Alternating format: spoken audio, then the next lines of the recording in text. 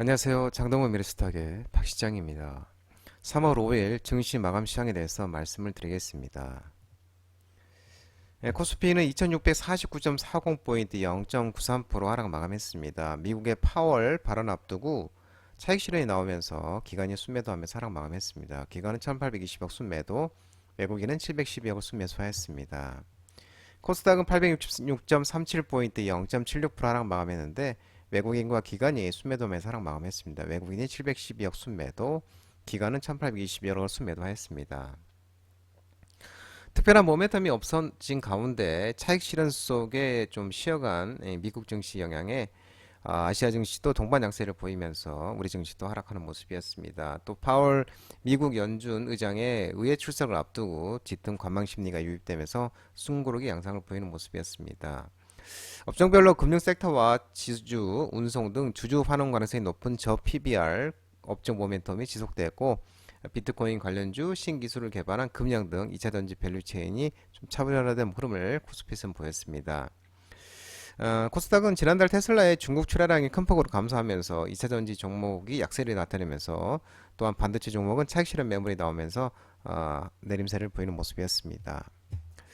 원달러 환율은 1334.50포인트 0.24% 상승 마감했는데요. 미국의 하원 금융서비스위원회에서 연준의 제롬 파월 연준 의장의 이 통화정책 증언을 앞두고 경계감 속에 상승 마감하는 모습이었습니다.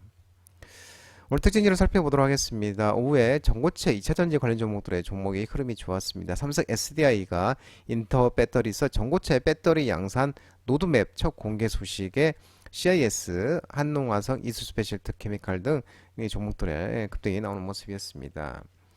삼성 SDI가 3월 6일부터 8일까지 서울 코엑스에서 인터 배터리 2024에 참가해 전고체 배터리 양산 준비 로드맵 등을 공개할 예정인데요. 삼성 SDI는 작년에 말 신설된 AISB 사업화 추진팀을 중심으로 SDI 연구소 S라인에서 샘플을 생산하는 등 전고체 배터리 사업화를 본격화하고 있는데 2027년 전고체 배터리 상용화가 목표인 것으로 전해지고 있습니다. 전고체 배터리는 고체 전해질을 사용해서 화재 위험성이 적고 주행 거리가 길어서 배터리 업계에서 주목하는 차세대 배터리입니다. CIS 같은 경우는 이 합병기를 맞아 합병 종료 보고 이사의 결의를 갖고 자회사 CI 솔리드 흡수합병을 완료했으며 자회사 흡수합병을 통해 전고체 배터리 사업화에 본격 돌입한다고 밝혔습니다. 합병 이후 양사에 분산돼 있던 이 전고체 전해질 생산 파일럿 제조 라인을 합쳐서 연구 생산을 위한 준비에 돌입할 계획이라고 설명하면서 CIS가 급등이 나온 모습이었습니다. CIS도 유튜브 라이브 무료 관심주로 말씀드린 종목 한동화성도 마찬가지죠. 이스페셜 티케미컬도 마찬가지고요.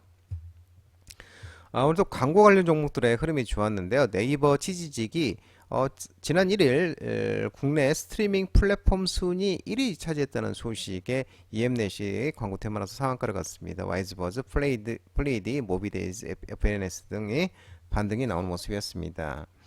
모바일 빅데이터 플랫폼에 따르면 3월 1일 네이버 치지직의 일간 활성 이용자 수 DAU가 91만 1733명, 안드로이드 합산으로는 아프리카 TV가 90만 6018명이었는데 아프리카 TV를 제치고 국내 스트리밍 플랫폼 순위 1위를 차지했다고 전해졌습니다. 다음날 2일 3월 2일날 아프리카 TV가 92만 4,775명을 기록하면서 다시 선두를 탈환했지만 업계에서는 아직 이 네이버 치지직이 정식 서비스 전에 이 같은 성과를 보였다는 점에서 의미가 있다고 보고 있는 모습이고요. 현재 치지직은 베타 서비스 중이고 다음 달에 공식 출시할 예정으로서 업계에선 그간 치지직의 성장세를 고려하면 이미 예정된 시나리오라는 평가가 나오고 있고요. 물론 이제 치즈직의 일간 활성 이용자 수 DAU 역전이 일시적일 수도 있지만 네이버 브랜드 파워와 자본력 등을 고려하면 아프리카 TV도 무시할 수는 없을 것이라고 고려하면 아프리카 TV도 무시할 수 없을 것이라며 지금 당장은 엎치락 뒤치락 하는 양상일 수 있지만 향후 1, 2년 후에는 치지직이 굳건한 1위를 유지할 것이라는 보는 시각도 적지 않다고 지금 밝히는 모습이었습니다. 가상화폐 비트코인 관련 종목들이 이제 흐름이 오늘도 좋았는데요. 비트코인이 고공행진을 하면서 우리기술투자, 위지트, 한일진공, 에티넘 인버스트 등 가상화폐 관련 비트코인 관련 종목들의 흐름이 좋았습니다. 가상화폐 대장주 비트코인 가격이 급등세를 이어가고 있는데 연일 고공행진을 이어가고 있습니다. 이날 오후 4시경에 전거래일 대비 5%, 7거래일 전 대비 약 20% 가량 상승한 67,220달러 선에 거래되고 있고 2021년 기록한 최고점에 근접하고 있고요. 업비트와 빗썸에서는 9,430만원 부근에서 지금 거래되고 있으며 연일 최고가 행진을 이어가며 1억 원에 거의 근접하고 있는 모습입니다. 한편 금융감독 원장은 금일 인터뷰를 통해 이 비트코인 현물 상장지수 ETF 승인 관련해서는 제도권 편입 여부는 올해 하반기쯤 공론화할 것이라고 밝혔고요. 가상자산 업계에서는 비트코인 내지는 블록체인 관련한 일을 하는 다수의 젊은 기업인들을 생각해서 작년 국회에서 가상자산법을 통과시켰다면서 비트코인 현물 ETF가 승인되려면 가상자산 자체를 어떻게 관리하고 운영할지 이런 시스템이 마련되어야 한다고 금융감독원장은 이렇게 좀 덧붙이는 모습이었습니다. 원격 진료, 비대면, 헬스케어 관련 종목들의 움직임이 있었으면 차익 실현이 좀 나왔습니다. 그래서 주가가 밀렸는데 미복귀 전공이 행정처분 이행 추진 소식 속에 비대면 진료 확대 기대감 지속 속에 헬스케어 관련주, 유비케어, 비트컴퓨터 등의 종목들이 상승을 하였는데 차익 실현이 좀 나오는 모습이었고요. 정부가 의대 정원 증원에 반발해 병원을 이탈하고 복귀 시한까지 돌아오지 않은 전공의 7천여 명에 대해서 행정처분을 이행한다고 밝혔습니다. 어제 이제 7천여 명에 대한 미복귀 증거를 확보를 했고 또 이들에 대해서는 추후 의료법에 따른 행정처분 이행을 나갈 예정이라고 중앙재난안전대책본부에서 이제 얘기를 했고요. 또한 이 보건복지부에서도 정부의 업무 개시 명령을 위반하면 최소 3개월의 면허 정지 처분이 불가피하다고 강조를 했습니다. 3개월 면허 정지 처분을 받으면 전공의 수련 기간을 충족하지 못해 전문의 자격 취득 시기가 1년 이상 늦춰지고 또 행정처분 이력과 그 사유는 기록되므로 향후 각종 취업에 불이익을 받을 가능성도 있다고 경고를 했습니다. 한편 정부가 지난달 의사들의 집단 행동으로 인한 의료계 혼란을 막기 위해서 한시적으로 비대면 진료를 전면 확대하기로 결정한 바 있었습니다.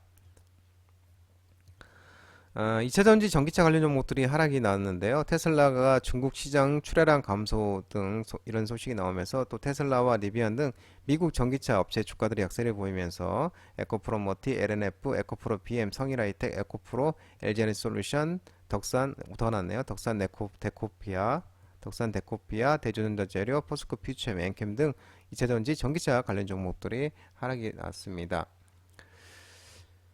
지난번 미국 증시 차익 실현 매물 출회 등 3대 지수가 모두 하락을 했는데 특히 미국 전기차 업체인 테슬라가 7.16%로 좀 큰 폭으로 빠졌습니다. 이후 판매 부진과 인센티브 제공 소식에 주가가 약세를 기록했는데 그러면서 리비안, 루시드도 3%대로 하락했고 하락했습니다. 또 이 중국이 블룸버그 통신에 의하면 중국의 승용차 시장 정보 연석회 CPCA에서 에비데이터를 토대로 보도한 내용에 따르면 테슬라가 지난달에 중국 공장에서 6만 365대를 출하한 것으로 전해지고 있는데 작년에 2월보다도 19% 감소한 수치로 2022년 작년 12월 이후 1년 만에 가장 낮은 수준이라고 이렇게 얘기가 나오는 모습입니다.